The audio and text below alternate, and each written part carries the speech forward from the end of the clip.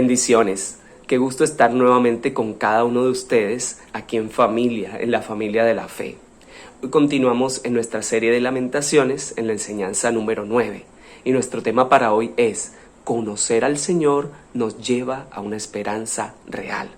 Lamentaciones 3, versículos 37 al 51. Hoy empezaré leyendo con la versión Reina Valera y luego continuaremos con otras versiones. ¿Quién será aquel que diga que sucedió algo que el Señor no mandó? ¿De la boca del Altísimo no sale lo malo y lo bueno? ¿Por qué se lamenta el hombre viviente? Laméntese el hombre en su pecado. Escudriñemos nuestros caminos y busquemos y volvamos a Jehová. Levantemos nuestros corazones y manos a Dios en los cielos. Nosotros nos hemos rebelado y fuimos desleales. Tú no perdonaste. Desplegaste la ira y nos perseguiste, mataste y no perdonaste. Te cubriste de nube para que no pase la oración nuestra. Te volviste en oprobio y en abominación en medio de los pueblos. Todos nuestros enemigos abrieron contra nosotros su boca. Temor y lazo fueron para nosotros, asolamiento y quebranto. Ríos de agua echan mis ojos por el quebrantamiento de la hija de mi pueblo. Mis ojos destilan y no cesan porque no hay alivio. Hasta que Jehová mire y vea desde los cielos. Mis ojos contristaron mi alma por todas las hijas de la ciudad. Señor, háblanos a través de tu hermosa y santa palabra. Señor, que tú nos restaures, que tú transformes nuestro corazón. Gracias porque estás en medio nuestro. Gracias porque estás en medio de nuestra vida, Señor. Ayúdanos a poder conocerte, Señor, para ir a una esperanza real. En el nombre del Señor Jesús. Amén. Querida iglesia, quiero que esta mañana aprendamos de este texto de Lamentaciones que conocer al Señor nos lleva a una esperanza real y no a una ilusoria que decepciona. Lamentaciones es una composición triste de 5 cantos que expresan el profundo dolor que tuvo que experimentar el pueblo de Dios al ser llevado en el cautiverio a Babilonia, al quedar sin templo o un lugar de culto, sin rey y príncipes legítimos que los gobernaran, al pasar por hambre, violencia, destrucción y vivir las desgracias del destierro. Dios usó a los caldeos para llevarlos al exilio, porque ellos fueron infiel por cientos de años, aunque siempre el Señor les perdonaba, teniendo de ellos misericordia.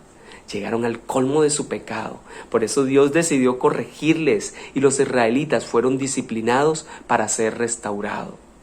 Si has seguido la serie de enseñanzas, sabrás que el capítulo 3 es el que nos muestra la esperanza de una forma clara y contundente, pues los otros son lamentos que reflejan las consecuencias de dejar a Dios, pues pecar trae consigo dolor y sufrimiento.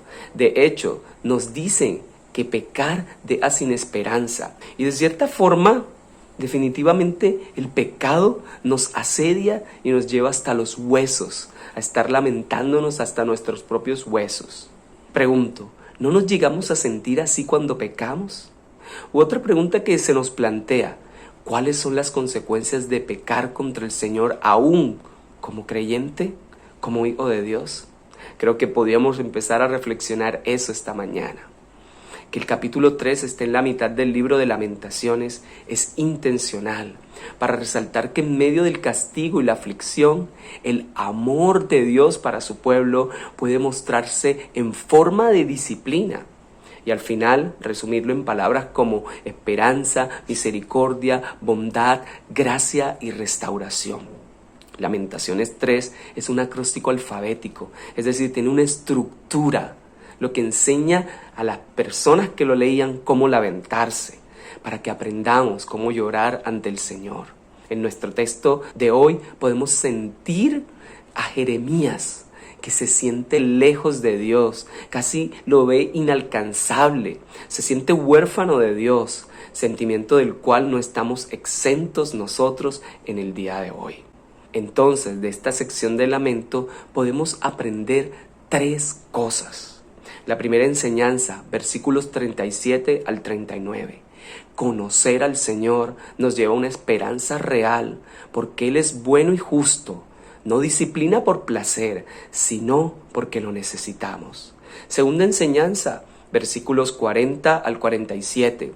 Conocer al Señor nos lleva a una esperanza real de que no podemos saltarnos su corrección, sino que debemos pasar por ella, reconocer que hemos pecado y clamar a Dios, así sintamos que Él nos ha abandonado. Y por último, la tercera enseñanza, versículos 48 al 51.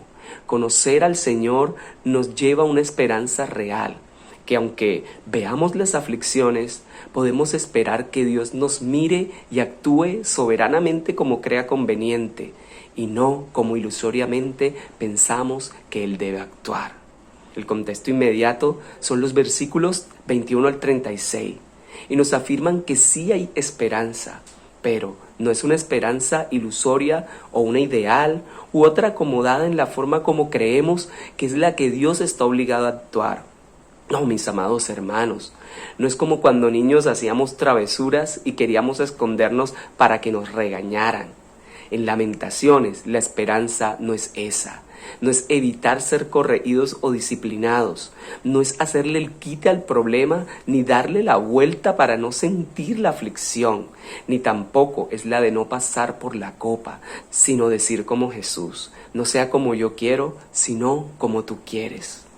La pregunta obvia es: ¿cómo puedo tener esperanza cuando estoy pasando por las consecuencias de mi pecado o del pecado de otro?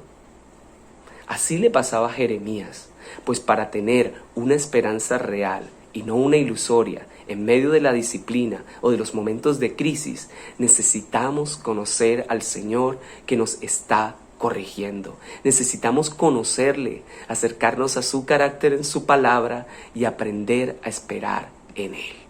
Ahora, ¿por qué conocerle?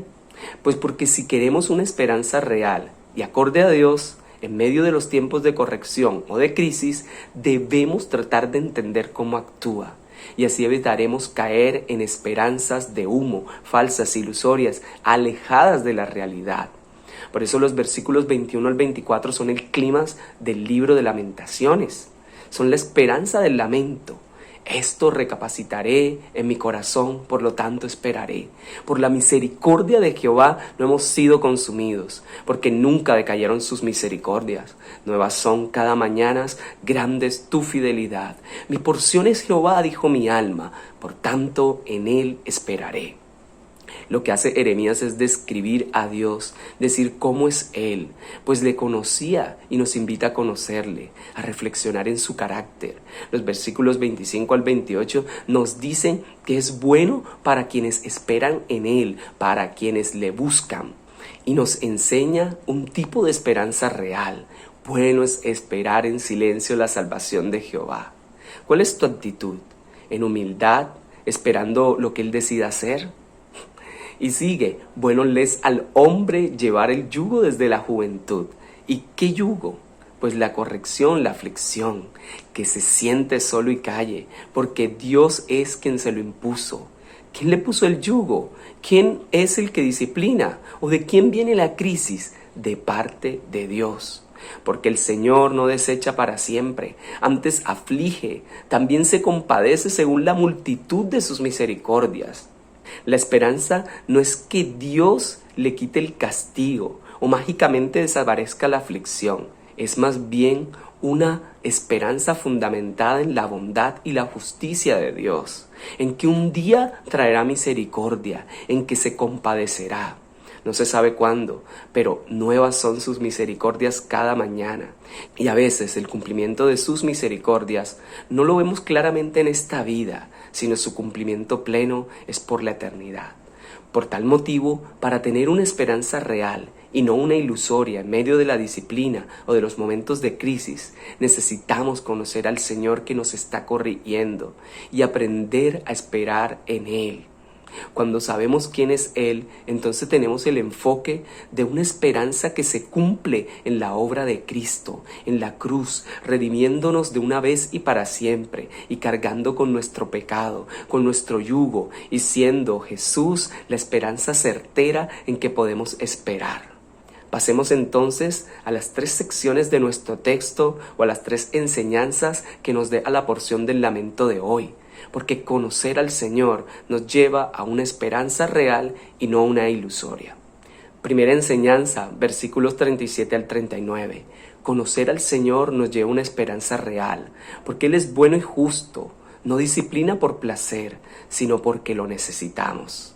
Y esos son estos versículos 37 al 39. Dicen, ¿quién puede ordenar que algo suceda sin permiso del Señor? ¿No envía el Altísimo tanto calamidad como bien? Entonces, ¿por qué nosotros, simples humanos, habíamos de quejarnos cuando somos castigados por nuestros pecados? El versículo 37 nos plantea una pregunta. ¿Dios tiene que pedirte permiso para hacer algo? ¿Tú crees que tienes el poder y la fuerza para que las cosas ocurran por tu voluntad? Literalmente para el profeta Jeremías, todo lo que pasa en la vida es porque Dios lo ha ordenado. El versículo 38 nos plantea otra pregunta. ¿Cuántos creen que Dios es bueno? Por supuesto que sí, lo hemos estudiado y la palabra nos lo dice, pero no podemos ignorar adrede lo que dice este versículo. ¿No es acaso por mandato del Altísimo que acontece lo bueno y lo malo? Este es uno de esos versículos que a muchos les gustaría borrar de la Biblia, porque no casa con su teología, con su manera de comprender a Dios. O más bien, no se imaginan a un Dios que todo lo bueno y lo malo pasa porque Él así lo ordena. Bajémonos entonces de la nube y necesitamos conocer a Dios, pues Él es Dios y hace como quiere. Cuando te preguntan cómo es Dios, ¿qué dices? El que envía el bien y el que envía el mal. ¿Cierto que no respondemos de esa forma? Espero que de aquí en adelante nos quede claro que Dios, es soberano y Él ordena tanto el bien como el mal. Amada iglesia, árbol de vida para las naciones. Las cosas buenas vienen de Él, del Padre de la luz. Pero las cosas malas no se salen de su dominio, no se escapan de sus manos. Él está en absoluto control. Y aplicando un poco, no se trata de decir que Dios permite las cosas como refiriéndonos a que Él se aparta, se pone a un lado, ¿cierto? Y simplemente deja que suceda. No, Él no solo permite el mal, sino que también lo envía, según Lamentaciones. Y bueno, recordemos que el mal en Lamentaciones es el juicio, la corrección, el castigo, la disciplina, las aflicciones, las pruebas, los problemas que experimenta Jeremías y su pueblo. ¿Y cómo podemos encontrar entonces esperanza en un Dios que envía tanto el bien como el mal? Pues los versículos 32 al 33 nos lo hacen entender, porque dicen, nos hace sufrir, pero también nos compadece, porque es muy grande su amor. El Señor nos hiere y nos aflige, pero no porque sea de su agrado. Y ahí está la clave. No lo hace porque sea de su gusto. Él no se complace en herir a las personas. No es de su agrado hacerlo. De hecho, miren los versículos 34 al 36. Pisotear sin compasión a los prisioneros del país, el violar los derechos de un hombre en la propia cara del Altísimo, el torcer la justicia en un proceso, son cosas que el Señor condena. Mucho ojo, estas cosas Dios no las aprueba. Dios envía el mal, pero no es malo ni lo hace por maldad. Y con contundencia los versículos 37 al 39 nos explican el porqué. Oye bien esto. Nada puedes hacer sin que Dios te lo ordene. Todo lo bueno y lo malo que pasa, Él así lo ordena. No tenemos razón para quejarnos si Dios nos castiga por nuestros pecados. ¡Wow! Dios no es malo porque envía el mal, simplemente nos está corrigiendo y estamos pasando por las consecuencias de nuestros pecados y por amor Él está obrando en nosotros, castigándonos, corrigiéndonos para que volvamos a Él. Entonces, conocer al Señor nos lleva a una esperanza real, porque Él es bueno, justo, no disciplina por placer, sino porque lo necesitamos. Segunda enseñanza, versículos 40 al 47. Conocer al Señor nos lleva a una esperanza real de que no podemos saltarnos su corrección, sino que debemos pasar por ella, reconocer que hemos pecado y clamar a Dios, así sintamos que Él nos ha abandonado. Dicen esos versículos, voy a leerlos en otra versión. En cambio, probemos y examinemos nuestros caminos y volvamos al Señor. Levantemos nuestro corazón y nuestras manos al Dios del cielo y digamos, hemos pecado y nos hemos rebelado y no nos has perdonado. Nos envolviste en tu enojo, nos perseguiste y nos masacraste sin misericordia. Te escondiste en una nube para que nuestras oraciones no pudieran llegar a ti. Nos desechaste como a basura y como a desperdicio entre las naciones. Todos nuestros enemigos se han pronunciado contra nosotros. Estamos llenos de miedo porque nos encontramos atrapados, destruidos y arruinados. Si el versículo 39 nos deja en claro que sufrimos las consecuencias de nuestro pecado en forma de mal enviado por Dios, en forma de corrección enviada por Él, los versos 40 al 42 nos llaman a examinarnos, a reconocer que somos pecadores y a regresar a Dios, a entregarnos a Él. Hagamos un examen de conciencia, dice otra versión, y volvamos al camino del Señor. Elevemos al Dios de los cielos nuestro corazón y nuestras manos. Hemos pecado, hemos sido rebelde y tú no nos has querido perdonar. Entonces, Dios es justo y es justo que nos corrija, que nos discipline. Es justo que Él envíe el mal o el castigo.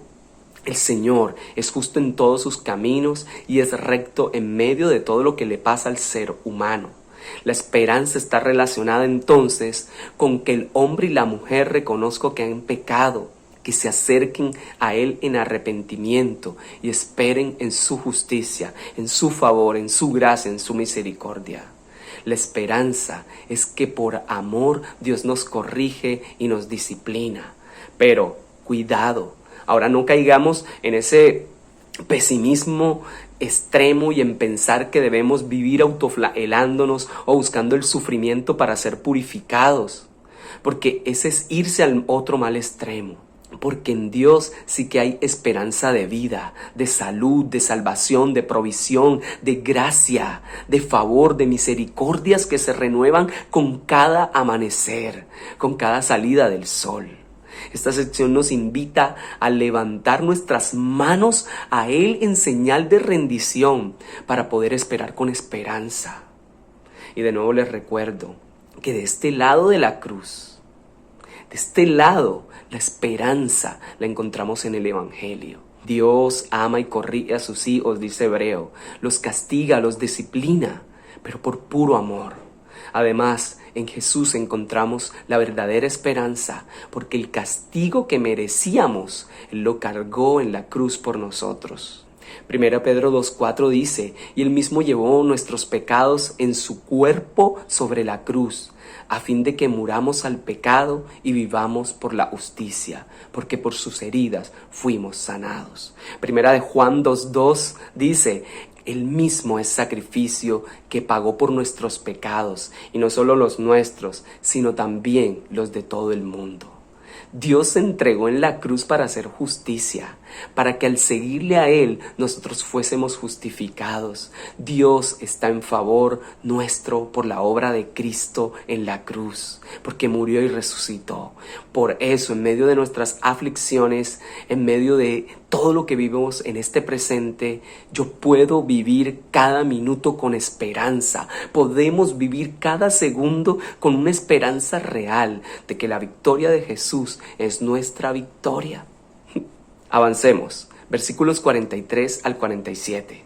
Y estos son contundentes, porque expresan que el castigo es como si Dios los hubiese desechado sin un ápice de misericordia.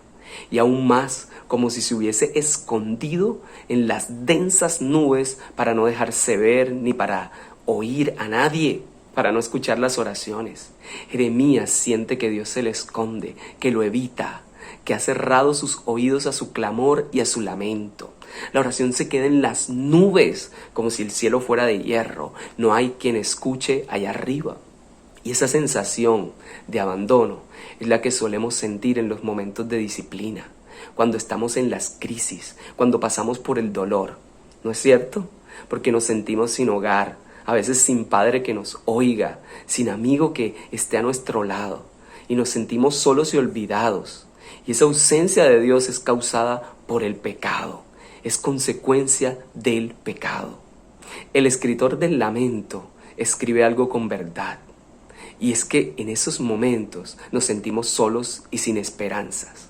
nos sentimos dejados, nos sentimos que no tenemos a nadie que esté a nuestro lado. Y no se trata de decir mecánicamente para sentirnos bien, Dios está conmigo, Dios está conmigo. Pues muchas veces por la aflicción, por el pecado, por las pruebas, no lo sentimos. Además, no siempre podemos decir que estamos experimentando su gracia y su favor. Porque sí hay temporadas en las que nos sentimos vacíos y con el peso de la ira de Dios sobre nuestros hombros. Aún no podemos ni escuchar al hermano, al amigo, al familiar, a otra persona que está tratando de animarnos. Si no fuera por Jesús, no podríamos tener esperanza. No podríamos exhortarnos a nosotros mismos que aunque nos sintamos mal o no experimentemos a Dios o no lo sintamos, en realidad Él siempre estará allí. Hermanos, Dios está allí, aún en medio de tu aflicción. No lo olvides. Conocer al Señor nos lleva a una esperanza real de que no podemos saltarnos su corrección, sino que debemos pasar por ella, reconocer que hemos pecado y clamar a Dios. Así sintamos que Él nos ha abandonado. Y la tercera y última enseñanza de esta mañana son los versículos 48 al 51. Conocer al Señor nos lleva a una esperanza real de que, aunque veamos las aflicciones, podemos esperar que Dios nos mire y actúe como soberanamente crea conveniente y no como ilusoriamente pensemos que Él debe actuar. Leamos los versículos en otra versión. Ríos de lágrimas brotan de mis ojos ante la destrucción de mi amada ciudad. Lloran mis ojos sin descanso, pues no habrá alivio hasta que el Señor del cielo nos mire desde lo alto. Me duelen los ojos hasta el alma por lo ocurrido con las hijas de mi ciudad. Entonces hay un factor común aquí y es ver, mirar, ojos. Esa palabra se repite, ¿cierto? Entonces el pueblo de Dios, contemporáneo a Jeremías, había perdido la esperanza y no sentían a Dios porque pensaban que ya no les miraba. Por eso pusieron su esperanza en aliarse con Egipto, pues creían que serían protegidos. Pero saben, aliarse con los que no son Dios nos defrauda. Aliarse con quien no debes buscar una alianza provoca aún destrucción y es una esperanza ilusoria, irreal y no genera salvación. Y así nos pasa cuando pensamos que Dios no nos está mirando. Entonces buscamos la forma fácil de salir del problema o no enfrentarlo o huir. Y eso nos lleva a meternos en líos más grandes. Saben, Dios muchas veces se ve lejano. Pero, ¿dónde busca Jeremías su esperanza? A diferencia del pueblo, que lo buscaba en otras alianzas, él lo busca en la persona que lo está disciplinando. Así deberíamos buscar nosotros a Dios. Aún en medio de la disciplina, buscar a aquel que nos disciplina. Buscar a Dios, aunque Él sea el que haya enviado el mal, aunque Él sea el que haya enviado la corrección. La esperanza aquí no es la que en momentos de avistar la tormenta uno dice, Señor, sácame de esa tormenta, no me dejes pasar por ella. O no me corrijas, no me disciplines. Señor, yo no quiero pasar por este castigo. Señor, ya, ¿hasta cuándo? Es decir, la esperanza no es evitar pasar por el valle de sombra o de muerte, sino que en medio del valle de sombra o de muerte no se tema mal alguno, porque el Señor estará conmigo, será mi aliento, será mi fuerza, será mi roca, será mi sostén, será quien me levante en medio de esta aflicción. Él es tu roca, Él es tu fuerza, Él es tu pastor y nada te faltará. Entonces, las esperanzas que intentan esquivar los problemas o desviar del dolor, las que no quieren ser corregidos o disciplinados, son esperanzas falsas, ilusorias, superficiales, baratas y sin ningún fundamento. Porque Dios no pasa por alto al pecado, porque Dios es justo y por su amor nos corrige. Aunque Dios no parezca estar cerca, aunque parezca estar muy lejos, en Él, únicamente en Él, reposa toda nuestra esperanza. Recordemos la metáfora de esta sección y tiene que ver con la vista, con el ver, mirar, con ojos, porque es la palabra que más se repite. Entonces, el poder de esta imagen radica en que el sufrimiento es por ver lo que sucede. es por lo que sus ojos están observando, y eso le produce constante llanto en sus ojos, que es con lo que observa. Sus ojos y su mirar son sinónimos de sufrimiento para el profeta. Tal vez tú estés mirando más tu aflicción, tus problemas, tus cargas. Estás mirando más lo que sucede a tu alrededor. Y es hora de mirar a la cruz. Es hora de mirar al Señor y dejar que Él cargue nuestro yugo. Pero saben, la esperanza del profeta también está en otros ojos, en otro que mira. ¿Y en qué ojos? ¿En los ojos o el mirar de quién? En los de Dios, de la persona que lo está disciplinando. Por eso el versículo 50 dice, hasta que el Señor del cielo nos mire desde lo alto. ¡Qué belleza! Él, aunque en cautantor no se siente cercano a Dios, le habla y confía en que Dios un día lo va a mirar. Y aquí cabe una pregunta. ¿Será que Dios lo va a mirar? Pues no se sabe. De hecho, en medio del lamento, pareciera que no sabe, pero solo espera. Entonces, lo único que le queda a Jeremías y lo único que nos queda a nosotros es esperar con esperanza. Y la esperanza consiste en conocer a Dios, verle a Él y esperar que Él nos vea a nosotros. Aunque no sabemos cómo va a responder, ni cómo, ni cuándo, ni dónde. Lo que sí sabemos es que Él es nuestra única esperanza.